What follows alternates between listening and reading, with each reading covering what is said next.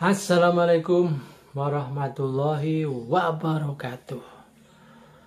Ketemu kembali dengan saya Peci Miring Ahmad Bahar. Teman-teman, saudara-saudara sekalian, setanah air, sebangsa dan setanah air. Hari-hari ini, minggu-minggu ini, persoalan politik naik suhunya, sama seperti suhu udara yang lagi panas-panasnya. Cuman saya itu heran. Jadi kalau misalnya saya melihat Rocky Gerung, melihat Refly Harun di channelnya itu, melihat Bambang Wijayanto, melihat Abraham Samad, dan lain-lain, banyak sekali. Ya, termasuk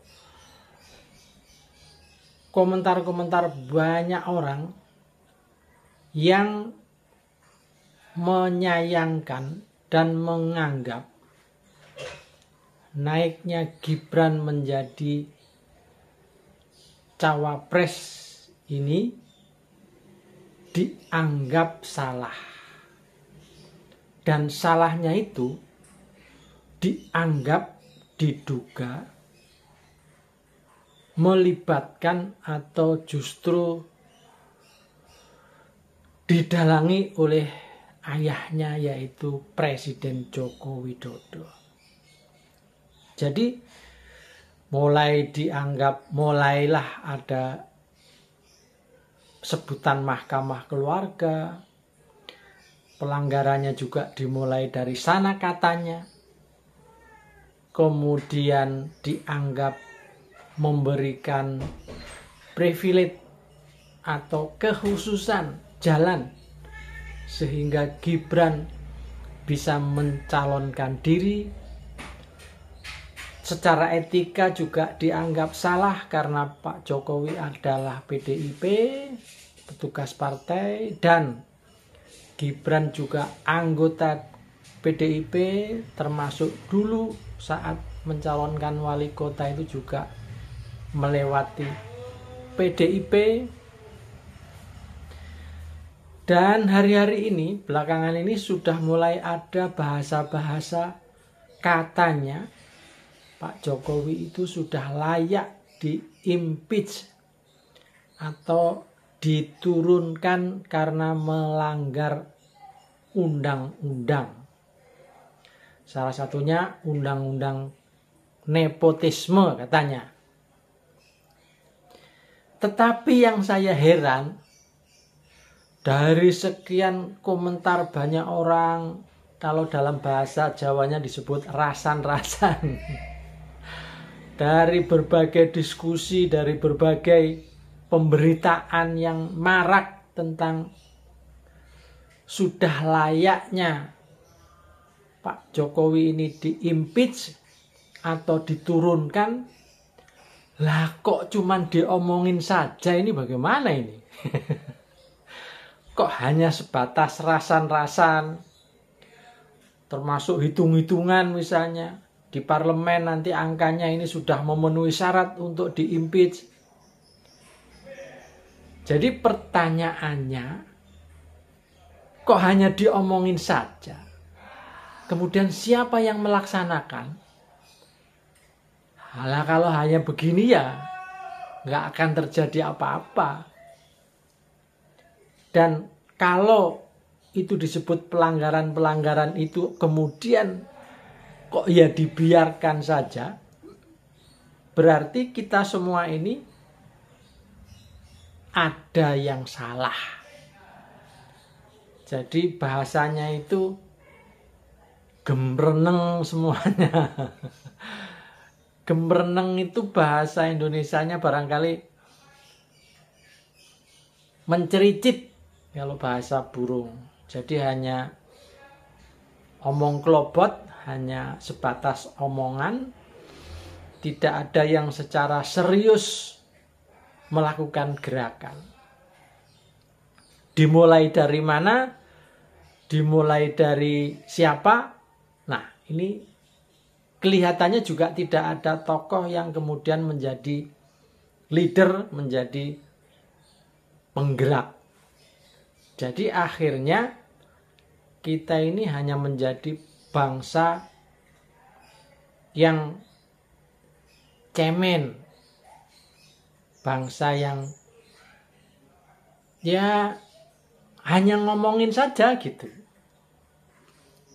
Jadi akhirnya justru itulah membuat saya bingung. Kenapa bingung? Loh, lah kalau salah kenapa nggak ditegur? Kenapa nggak istilahnya kenapa nggak dilakukan? Kenapa nggak diproses? Kenapa hanya sebatas diomongin saja? Dan lembaga mana yang berhak melakukan, katakanlah mengingatkan dan lain-lain?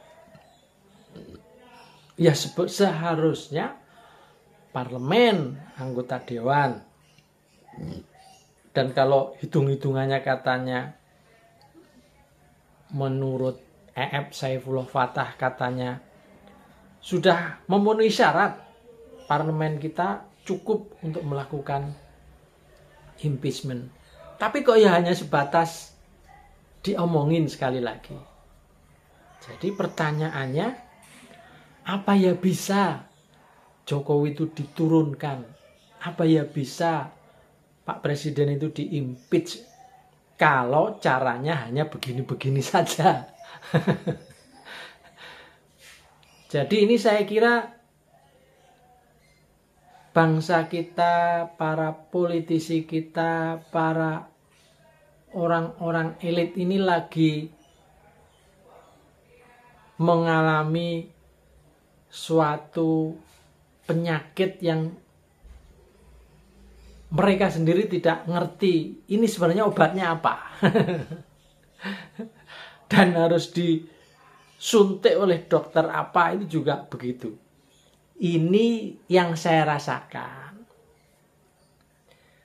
Jadi memang kalau hari-hari ini kalau secara sosial ini ilmu kasat mata yang memang seharusnya ini menjadi pemikiran bersama dan harus segera ada perubahan, yaitu hal-hal yang kasat mata, keluhan-keluhan seperti sulitnya mencari pekerjaan misalnya, kemudian sulitnya masyarakat mendapatkan harga pokok pangan yang murah misalnya. Di sisi lain berita korupsi benar-benar luar biasa. Dan bahkan yang melakukan korupsi itu adalah orang-orang yang selama ini sama sekali di luar pengetahuan kita atau di luar nalar kita bahwa kok bisa ya dia korupsi. Jadi saya kira ini sudah dari sisi itu ini sudah sangat parah sebenarnya. Jadi kemudian katakanlah ini yang kasat mata juga. Pembangunan-pembangunan yang katanya untuk keadilan, ternyata itu sebenarnya tidak dilakukan atau tidak memberikan hasil kepada mereka yang dianggap terpinggirkan atau kaum miskin misalnya. Jadi pembangunan-pembangunan tol katakanlah siapa yang pakai? Pembangunan-pembangunan infrastruktur kereta cepat misalnya. Mana ada petani naik kereta cepat, kan nggak ada. Nelayan naik kereta cepat, kan nggak ada. Pedagang kaki lima saya kira kan nggak ada juga. Jadi ini suara-suara yang saya lihat keluar di permukaan dan ya jelas akhirnya terlihat kan. Akhirnya terlihat dan dirasakan. Contoh harga-harga pokok, makanan pokok saja itu sebagian sulit terbeli. Inilah yang saya kira menjadi persoalan. Tetapi sekali lagi, kita semua itu bingung mulainya dari mana.